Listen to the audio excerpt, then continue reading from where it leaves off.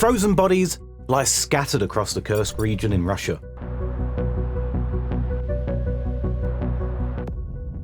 These aren't Russian soldiers, but troops from distant North Korea. Over 2,000 North Korean fighters have died on European soil. Their families back home will never know the truth about this. Russia's desperate war has become a graveyard for foreign mercenaries. But here's what mainstream media won't tell you about this. Ukraine's special forces are systematically destroying these invading armies using precision. The numbers tell a story that Moscow desperately wants hidden. 1.2 million Russian casualties since the invasion began officially. 325,000 soldiers will never return home to Russia.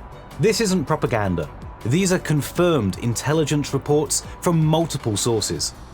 What you're about to discover will shock you completely today.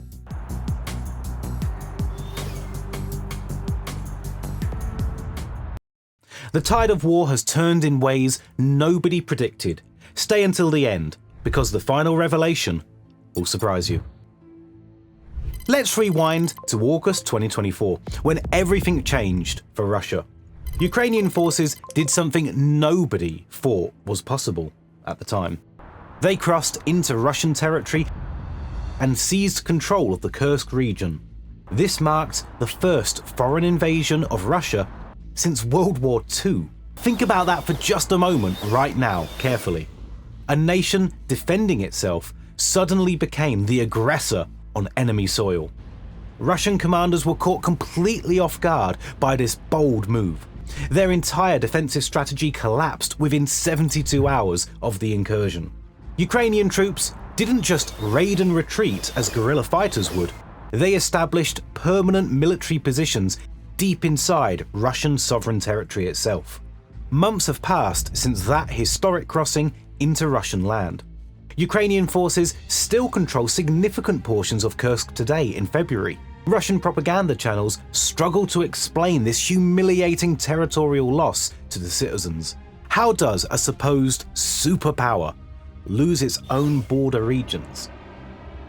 The psychological impact on Russian morale has been absolutely devastating. Soldiers question why they're losing ground on their own homeland. This wasn't supposed to happen, according to Putin's grand invasion plan. Now here's where the story gets even more interesting for you. Russia couldn't retake Kursk using its own military forces alone. So, Moscow made a desperate call to North Korea's dictator. Kim Jong Un agreed to send 11,000 soldiers to fight. These weren't elite troops, but mostly inexperienced conscripts and border guards. Most had never fired a weapon in actual combat situations. They arrived in Kursk wearing outdated Soviet-era equipment and uniforms. Ukrainian intelligence spotted them immediately through satellite surveillance and drone reconnaissance. Ukrainian special forces saw an opportunity they couldn't ignore at all. The 6th Ranger Regiment prepared for a targeted operation against foreigners. These are Ukraine's most elite soldiers trained by Western special forces. They tracked North Korean unit movements for weeks before striking hard. When the attack came, it was swift, brutal, and overwhelmingly effective. Let me paint you a picture of what happened next. 8 hours of continuous combat in freezing winter conditions and darkness. Ukrainian operators were outnumbered 3-1 by North Korean troops. But numbers mean nothing when tactics and technology create advantages.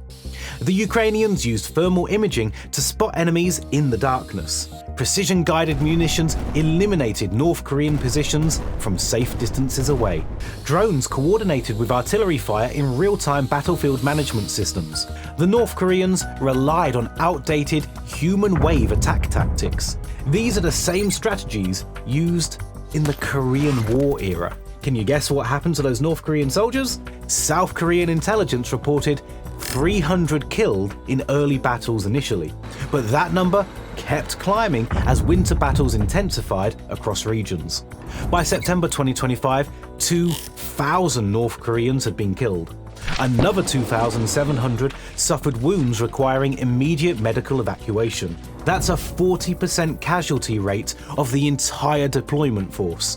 Think about that devastating loss rate for just a moment here. North Korean commanders started pulling survivors back from the frontline positions quickly. Trains carried the wounded back to North Korea in the darkness. Pyongyang never acknowledged these losses to its own population back home. The families of dead soldiers received absolutely no official notification. Their sons simply vanished from existence as if they never lived. Kim Jong Un erased them to hide his regime's failures abroad. But wait, there's more happening in Ukraine's skies every single night. Russia launches hundreds of Iranian-made Shahed drones towards civilian targets regularly. These one-way attack drones cost approximately $25,000 each. Moscow fires them in massive waves to overwhelm her air defenses. The strategy is simple: send so many that some get through. Here's where Ukraine has achieved something truly remarkable in modern warfare. Western-supplied Patriot and National Advanced Surface-to-Air Missile Systems provide layered air defense coverage. Ukrainian crews have mastered these complex weapon systems through intense training. In November 2025 alone, they intercepted 438 drones. Let that number sink in for a second here. Clearly, 438 drones were shot down in a single attack. That represents a 90% interception success rate against overwhelming numbers. 14 out of 22 missiles were also destroyed mid-flight. These aren't just statistics written on paper by distant analysts somewhere. Every intercepted drone is a hospital, school, or apartment building saved. Ukrainian air defense crews work around the clock protecting their cities. They've developed remarkable proficiency that rivals NATO's best air defenders. But I need to be honest with you about challenges. Ballistic missiles present far greater technical difficulties for Ukrainian air defenses. These weapons travel at hypersonic speeds, making interception extremely difficult currently. The interception rate dropped from 37% to 6%. Russia adapted its tactics after studying Ukrainian defense patterns very carefully. They now mix ballistic missiles with cruise missiles and drones. This forces Ukrainian operators to choose which threats to engage first. Does this mean Ukraine is losing the air war completely? Absolutely not. Let me explain why that's wrong thinking entirely. Despite these challenges, most attacks still fail to reach intended targets. Cities like Kiev and Kharkiv continue functioning despite regular bombardment. The resilience of Ukrainian defenders saves countless innocent civilian lives daily. Now let's talk about something Russia doesn't want discussed publicly.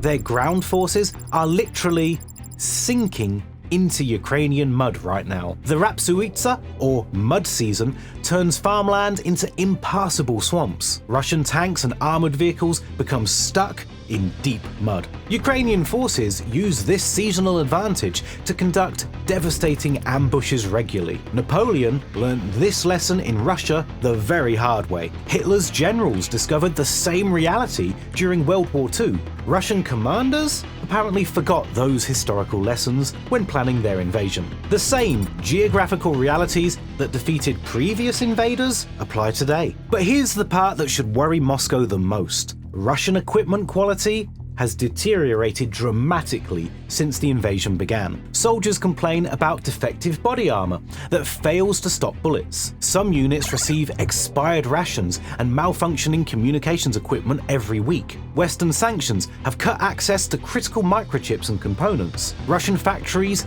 cannot produce adequate quality gear anymore at a sufficient scale. Ukrainian forces routinely capture Russian equipment and find it laughably inadequate. Helmets crack under minor impacts that Western equivalents easily withstand. Body armor vests lack proper ceramic plates or contain the wrong ones. These equipment failures directly contribute to the catastrophic Russian casualty rates observed. Let me give you the numbers that matter the most here. Over 1.2 million Russian casualties since this invasion began. 325,000 confirmed killed in action on battlefields. 700,000 wounded with varying degrees of permanent injury. Another 175,000 are missing or captured by Ukrainian forces. Do you understand what these numbers actually mean for Russia? This represents the largest military losses since World War II ended. Russia's population cannot sustain these casualty rates indefinitely without collapse. Recruitment offices in Moscow struggle to find volunteers for deployment. Ethnic minorities and rural populations bear a disproportionate burden of casualties. President Zelensky presented his victory plan in October 24 to allies. 5 key points outlined Ukraine's path to complete Russian withdrawal. NATO membership topped the list as the ultimate security guarantee needed. Sustained Western military aid until every Russian soldier leaves Ukraine. Long-term security commitments from European and American allies are specifically demanded. Reconstruction funding mechanisms for rebuilding Ukraine after the war ends completely. France and the United Kingdom expressed the strongest support for these proposals. Both nations indicated a willingness to deploy peacekeeping forces after the ceasefire. These reassurance forces would prevent future Russian aggression against Ukraine permanently. Poland and the Baltic states pledged continued military assistance regardless of circumstances. European leaders understand that Ukraine's fight protects all of Europe. Think about the strategic reality facing Europe right now today. A defeated Ukraine puts Russian forces directly on NATO's doorstep. A victorious Ukraine creates a buffer zone protecting European civilization. The calculus increasingly favors supporting Ukraine until a complete Russian withdrawal. Meanwhile, peace negotiations have stalled completely on fundamental territorial disagreements. Russia demands recognition of the illegally annexed Ukrainian territories as permanent. Ukraine refuses to cede any sovereign territory under any circumstances. This fundamental incompatibility makes genuine negotiations virtually impossible at present. President Trump attempted mediation during his recent administration unsuccessfully. Moscow's hardline position on occupied territories leaves no room for compromise. The Kremlin believes time favors Russia as Western support wanes. But battlefield realities suggest the opposite is actually occurring right now. Here's something that should give Russia serious pause for concern. Ukraine's defense industrial base has matured dramatically throughout this conflict. Domestic drone production now exceeds 1 million units annually at scale. Ukrainian engineers design sophisticated electronic warfare systems domestically now, independently. Artillery ammunition production has increased tenfold from pre-war capacity levels. The industrial transformation reduces dependence on Western supplies over time. Ukraine can now sustain defensive operations using primarily indigenous equipment. The country has effectively become a major arms producer overnight. This capability ensures Ukraine can defend itself indefinitely if necessary. Western military aid continues flowing despite some political uncertainties in capitals. The United States has provided over $75 billion total. European nations collectively contributed comparable amounts in various aid forms. This includes tanks, artillery systems, air defense platforms, and ammunition stockpiles. Training programs in Poland and Germany prepare Ukrainian crews continuously. Thousands complete Western military courses monthly and return with skills. The quantitative advantage this training provides cannot be overstated at all. Ukrainian soldiers now match or exceed their Russian counterparts in capability. Motivated defenders consistently outperform unmotivated attackers throughout military history, always. Russia's strategic objective has shrunk dramatically since the invasion began initially. Initial plans called for toppling Kiev's government within 72 hours. Then the goal became controlling all of Donbass and Ukraine.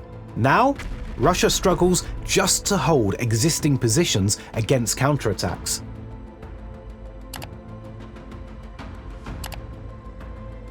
Each downward revision represents another strategic defeat for Moscow's planners. So what does this all mean for the future? Let me be crystal clear about the trajectory we're seeing. Russia is losing this war slowly, but unmistakably and inevitably. The mathematics of attrition favour defenders in this particular conflict. Every Russian soldier killed weakens Moscow's future military capabilities permanently. Over 2,000 North Korean soldiers died for Putin's ambitions. 1.2 million Russian casualties testify to the aggression's true cost. Ukrainian skies remain protected by determined air defense crews nightly. Special forces operations continue to degrade Russian capabilities across all fronts. The myth of Russian military invincibility has shattered beyond repair. Ukraine has exposed Russia as a declining power with its tactics. Every day Ukraine survives represents another Russian defeat in the war. But here's the question I want you to consider carefully. How much longer can Russia continue this catastrophic strategic blunder? How many more soldiers must die before Moscow accepts reality? Comment below with your thoughts on Russia's endgame in the war. Ukraine fights not just for itself, but for democratic values. Their resistance proves that free peoples can defeat authoritarian aggression successfully. Small nations can defend themselves against larger aggressors with support. Technology has democratized warfare in ways favoring defenders significantly now. The story continues unfolding daily on battlefields across eastern Ukraine. Each day brings new evidence of Russia's declining effectiveness overall. The world must continue supporting Ukraine until complete victory is achieved. Ukraine's sacrifice defends principles protecting all free nations from aggression. If this video opens your eyes to the real situation, hit the like button right now and subscribe for more truth. Share this with everyone who needs to understand these realities. The world must know what is really happening in Ukraine. Turn on notifications so you never miss our next investigation. The truth matters now more than ever in this age. Russia is losing, Ukraine is winning, and facts don't lie. Thanks for watching, and I'll see you in the next one.